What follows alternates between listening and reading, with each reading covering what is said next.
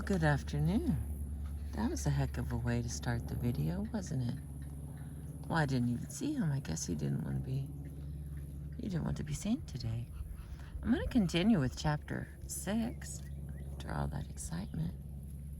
Are you going to come over here and let me read to you, darling? They've been eating, so now they're all looking fancy. Okay. What if they are more powerful? Chapter 6 from the book Getting to Yes. This says, develop your BATNA, best alternative to a negotiated agreement. Of what use is talking about interests, options, and standards if the other side has a stronger bargaining position? What do you do if the other side is richer or better connected? Or if they have a larger staff or more powerful weapons? No method can guarantee success if all the leverage lies on the other side. No book on gardening can teach you to grow lilies in a desert or a cactus in a swamp. If you enter an antique store to buy a sterling silver George IV tea set worth thousands of dollars and all you have is $100 bill, you should not expect skillful negotiation to overcome the difference. In any negotiation, there exist realities that are hard to change. In response to power, the most any method of negotiation can do is to meet two objectives. First, to protect you against making an agreement you should reject, and second, to help you make the most of the assets you do have so that any agreement you reach will satisfy your interests as well as possible. Let's take each objective in turn. It's getting a little windy. Pull this back in a little bit. Stay with me. You know this gets tricky.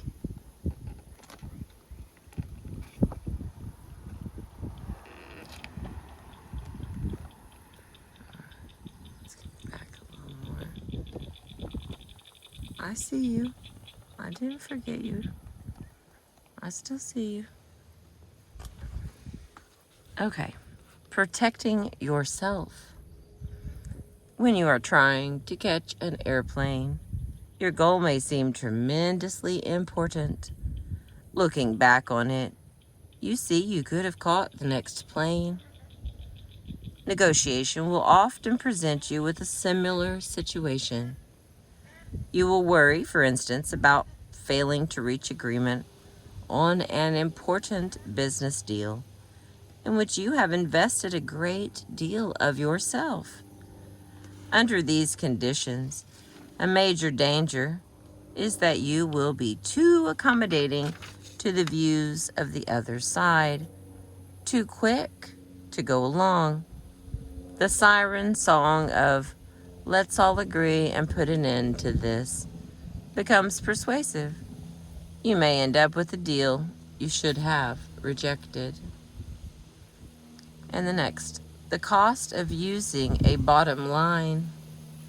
Negotiators commonly try to protect themselves against such an outcome by establishing in advance the worst possible outcome, their bottom line. If you are buying, a bottom line is the highest price you would pay. If you are selling, a bottom line is the lowest amount you would accept. You and your spouse might, for example, ask $200,000 for your house and agree between yourselves to accept no offer below $160,000. Having a bottom line makes it easier to resist pressure and temptations of the moment. In the house example, it might be impossible for a buyer to pay more than $144,000. Everyone involved may know that you bought the house last year for only $135,000. In this situation, where you have the power to produce agreement and the buyer does not, the brokers and anyone else in the room may turn to you. Your predetermined bottom line may save you from making a decision you would later regret. If there is more than one person on your side, jointly adopting a bottom line helps ensure that no one will indicate to the other side that you might settle for less. It limits the authority of a lawyer, broker, or other agent. Get the best price you can, but you are not authorized to sell for less than $160,000. You might say, if your side is a loose coalition of newspaper unions negotiating with an association of publishers, agreement on a bottom line reduces the risk that one union will be split off by offers from the other side.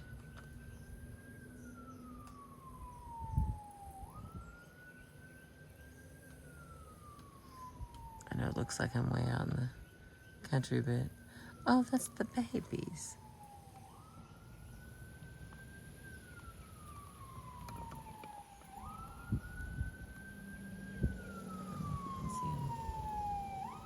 I mean, it sounds like he's coming on this road.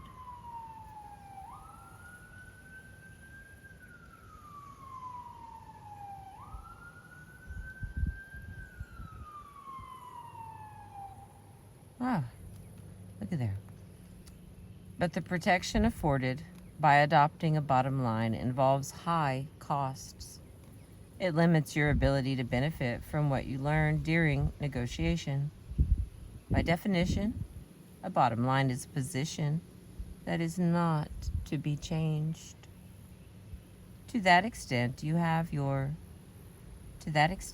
shut your ears, deciding in advance that nothing the other party says could cause you to raise or lower your bottom line or that bottom line. A bottom line also inhibits imagination. It reduces the incentive to invent a tailor-made solution which would reconcile differing interests in a way more advantageous for both you and them. Almost every negotiation involves more than one variable. Rather than simply selling your place for $160,000, you might serve your interests better by settling for $135,000 with the first refusal on resale, a delayed closing, the right to use the barn for storage for 2 years, and an option to buy back 2 acres of the pasture. If you insist on a bottom line, you are not likely to explore an imaginative solution like this. A bottom line, by its very nature, rigid, is almost certain to be too rigid. Moreover, a bottom line is likely to be set too high. Suppose you are sitting around the breakfast table with your family, trying to decide the lowest price you should accept for your house. One family member suggests $100,000. Another replies, "We should get at least $140,000. A third chimes in, $140,000 for our house? That would be a steal. It's worth at least $200,000. Who, sitting at the table, will object, knowing they will benefit from a higher price? Once decided upon, such a bottom line may be hard to change and may prevent your selling the house when you should. Under other circumstances, a bottom line may be too low. Rather than selling at such a figure, you would have been better off renting. In short, while adopting a bottom line may protect you from accepting a very bad agreement, it may keep you both from inventing and from agreeing to a solution it would be wise to accept.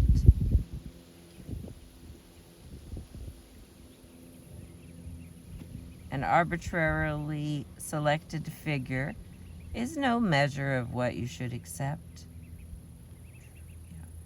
Is there an alternative to the bottom line?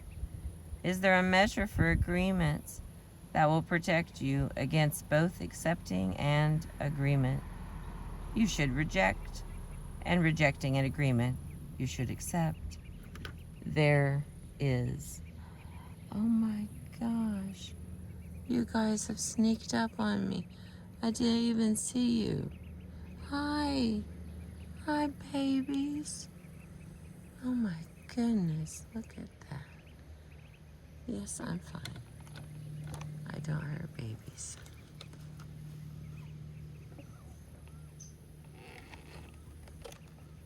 Oh my goodness. All right. Know your BATNA. BATNA. When a family is deciding on the minimum price for their house, the right the right question for them to ask is not what they ought to be able to get, but what they will do if by a certain time they have not sold the house. Will they keep it on the market indefinitely? Will they rent it, tear it down, turn the land into a parking lot, or let someone else live in it rent-free on the condition that they paint it, or what?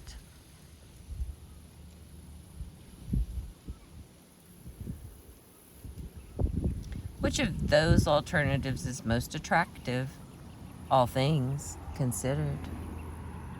And how does the alternative compare with the best offer received for the house? It may be that one of those alternatives is more attractive than selling the house for $160,000. On the other hand, selling the house for as little as $124,000 may be better than holding on to it indefinitely. It is most likely that any arbitrarily selected bottom line truly reflects the family's interests. I see all your babies. I see them right here. It's like a whole bunch of them. You're so cute.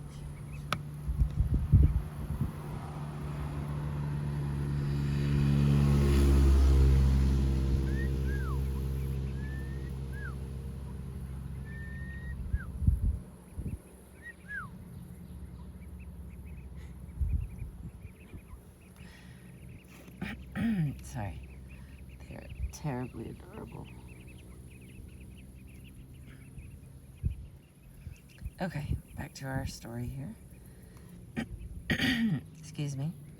The reason you negotiate is to produce something better than the results you can obtain without negotiating. What are those results?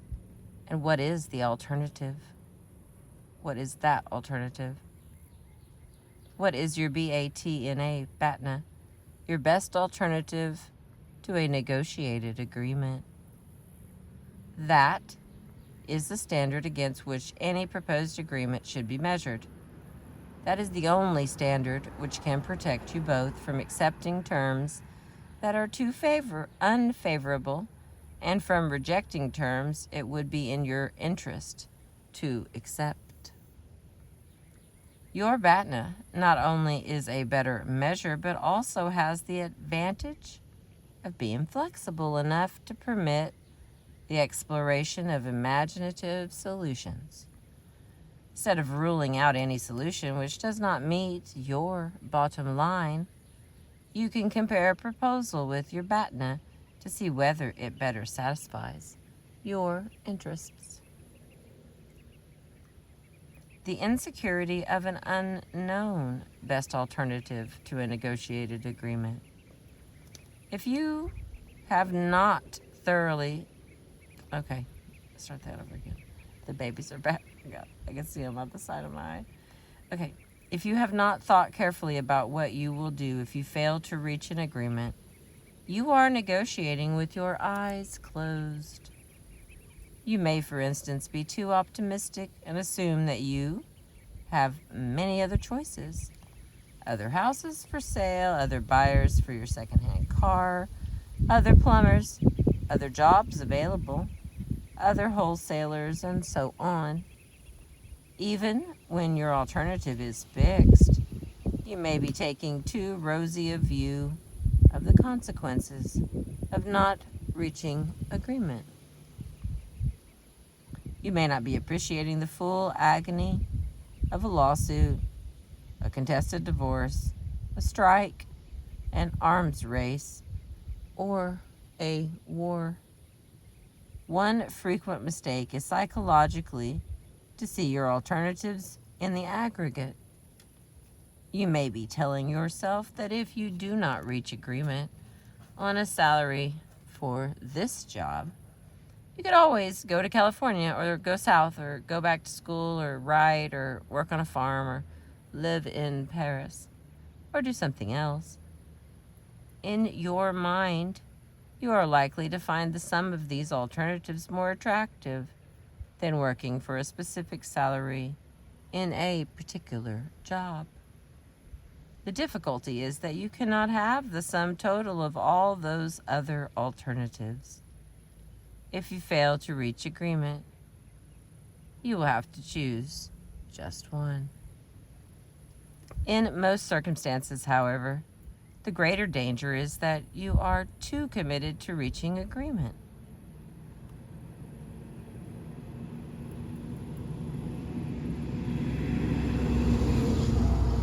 Fire truck.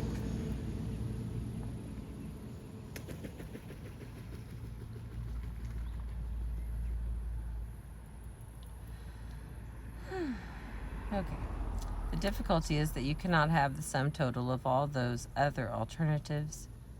If you fail to reach agreement, you will have to choose just one. In most circumstances, however, the greater danger is that you are too committed to reaching agreement. Not having developed any alternative to a negotiated solution, you are unduly pessimistic about what would happen if negotiations broke off. As valuable as knowing your BATNA may be, you may hesitate to explore alternatives. You hope this buyer or the next will make you an attractive offer for the house. You may avoid facing the question of what you will do if no agreement is reached. You may think to yourself, let's negotiate first and see what happens. If things don't work out, then I'll figure out what to do. It was in quotes. Anyway, but having at least a tentative answer to the question is absolutely essential if you are to conduct your negotiations wisely. Whether you should or should not agree on something in a negotiation depends entirely upon the attractiveness to you of the best available alternative. And let's see if I can get...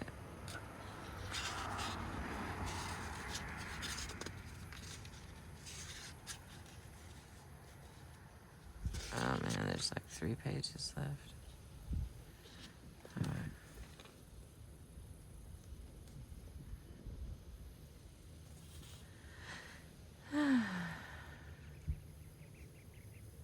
Oh, all the babies are back.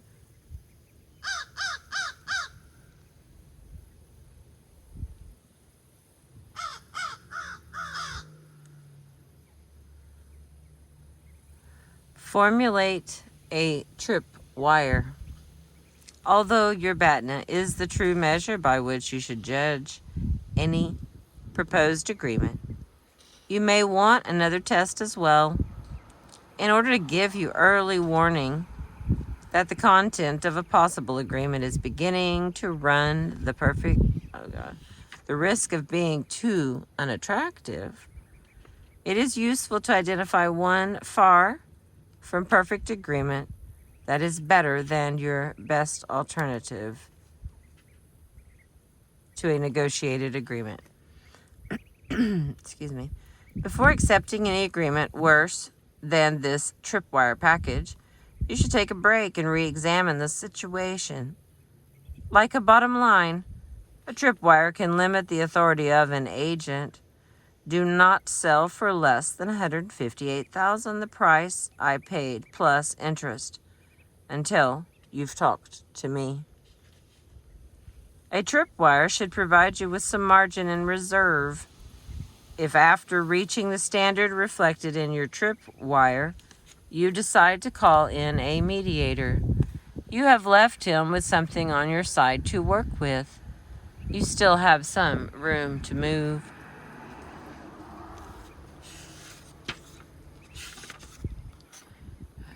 Four pages altogether here. Let's see what we can do. If it cuts off, I want to say thank you right now. These little babies are so cute. Oh my word. Making the most of your assets. Protecting yourself against a bad agreement is one thing. Making the most of the assets you have in order to produce a good agreement is another. How do you do this? Again, the answer lies in your BATNA. The better your BATNA, the greater your power. People think of negotiating power as being determined by resources like wealth, political connections, physical strength, friends, and military might. In fact, the relative negotiating power of two parties depends primarily upon how attractive to each is the option of not reaching agreement. Consider a wealthy tourist who wants to buy a small brass pot for a modest price from a vendor at the Bombay Railroad Station. The vendor may be poor, but he is likely to know the market. If he does not sell the pot to this tourist, he can sell it to another. Excuse me. From his experience, he can estimate when and for how much he could sell it to someone else. The tourist may be wealthy and powerful, but in this negotiation he will be weak indeed, unless he knows approximately how much it would cost and how difficult it would be to find a comparable pot elsewhere. He is almost certain either to miss his chance to buy such a pot or to pay too high a price. The tourist's wealth in no way strengthens his negotiating power. If apparent, it weakens his ability to buy the pot at a low price. In order to convert that wealth into negotiating power, the tourist would have to apply it and learn about the price at which he could buy an equally or more attractive brass pot somewhere else. Think for a moment about how you would feel walking into a job interview with no other job offers, only some uncertain leads. Think how the talk about salary would go. Now contrast that with how you would feel walking in with two other job offers. How would that salary negotiation proceed? The difference is power. What is true for negotiations between individuals is equally true for negotiations between organizations. The relative negotiating power of a large industry and a small town trying to raise taxes on a factory is determined not by the relative size of their respective budgets or their political clout, but by each side's best alternative. In one case, a small town negotiated a company with a factory just outside the town limits from a goodwill payment of $300,000 a year to one of $2.3 million a year. How? The town knew exactly what it would do if no agreement was reached. It would expand the town's limits to include the factory and then tax the factory the full residential rate of some $2.5 million a year. The corporation had committed itself to keeping the factory. It had developed no alternative to reaching agreement. At first glance, the corporation seemed to have a great deal of power. It provided most of the jobs in the town, which was suffering economically. A factory shutdown or relocation devastate the town, and the taxes the corporation was already paying helped provide the salaries of the very town leaders who were demanding more.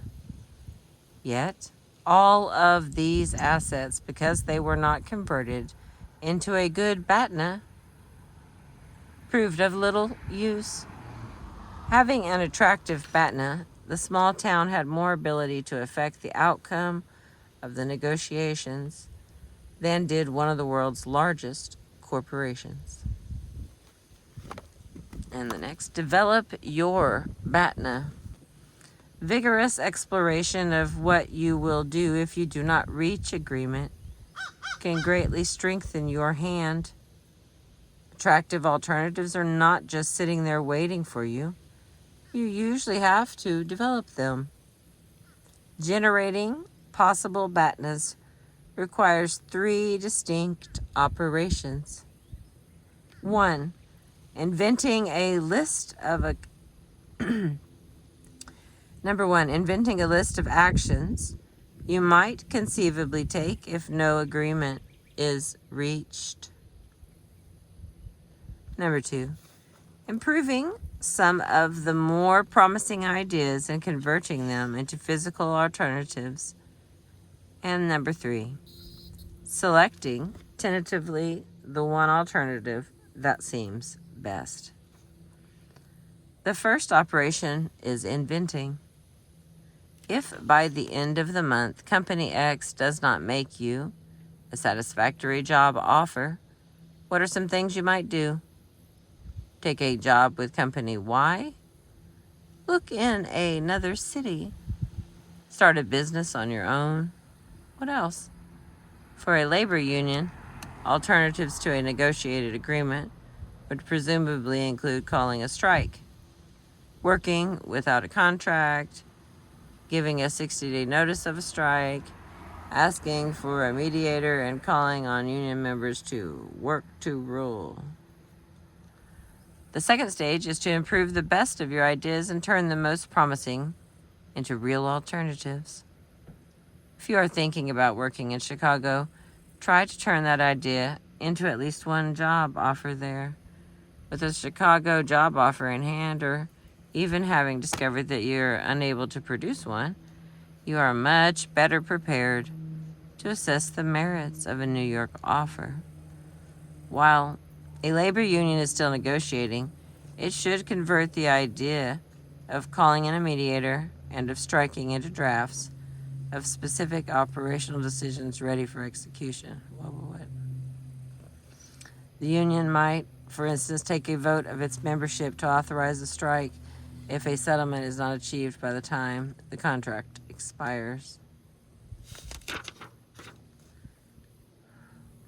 The final step in developing a BATNA is selecting the best among the alternatives.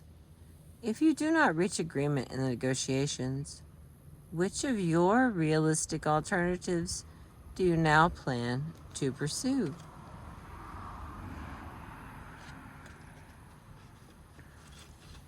Having gone through this effort, you now have a BATNA. Judge every offer against it. The better your BATNA, the greater your ability to improve the terms of any negotiated agreement. Knowing what you're going to do if the negotiation does not lead to agreement will give you additional confidence in the... Okay, there we go. It is easier to break off negotiations if you know where you are going. The greater your willingness to break off negotiations, the more forcefully you can present your interests and the basis on which you believe an agreement should be reached. The desirability of disclosing your BATNA to the other side depends upon your assessment of the other side's thinking. If your BATNA is extremely attractive, if you have another customer waiting in the next room, it is in your interest to let the other side know. If they think you lack a good alternative, when in fact you have one, then you should almost certainly let them know. However, if your best alternative to a negotiated agreement, BATNA, is worse for you than they think, disclosing it will weaken rather than strengthen your hand. And we're on the last part here. Consider the other side's BATNA. You should also think about the alternatives to a negotiated agreement available to the other side. They may be unduly optimistic about what they can do if no agreement is reached. Perhaps they have a vague notion that they have a great many alternatives and are under the influence of their cumulative total. The more you can learn from their alternatives, the better prepared you are for negotiation. Knowing their alternatives, you can realistically estimate what you can expect from the negotiation. If they appear to overestimate their BATNA, you will want to lower their expectations. Their BATNA may be better for them than any fair solution you can imagine. Suppose you are a company group concerned about the political noxious gases. Oh, my Lord. The potential noxious gases to be emitted by a power plant now under construction. The power company's BATNA is either to ignore your protests altogether, or to keep you talking while they finish building the plant. To get them to take your concerns seriously, you may have to file suit seeking to have their construction permit revoked. In other words, if their BATNA is so good they don't see any need to negotiate on the merits, consider what you can do to change that. If both sides have attractive BATNAs, the best outcome of the negotiation for both parties may well be not to reach agreement. And in such cases, a successful negotiation is one in which you and they amicably and efficiently discover that the best way to advance your respective interests is for each of you to look elsewhere and not try further to reach agreement. When the other side is powerful, page 106. If the other side has big guns, you do not want to turn a negotiation into a gunfight. The stronger they appear in terms of physical or economic power, the more you benefit by negotiating on the merits. To the extent that they have muscles and you have principle, the larger a role you can establish for principle, the better off you are.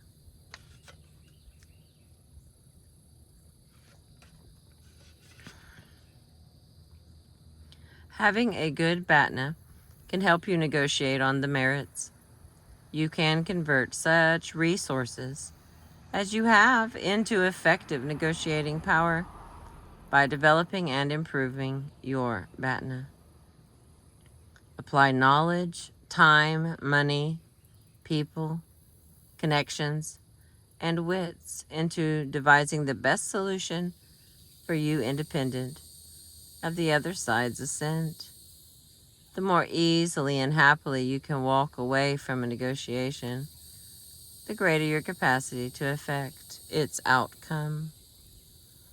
Developing your BATNA thus not only enables you to determine what is a minimally acceptable agreement, it will probably raise that minimum.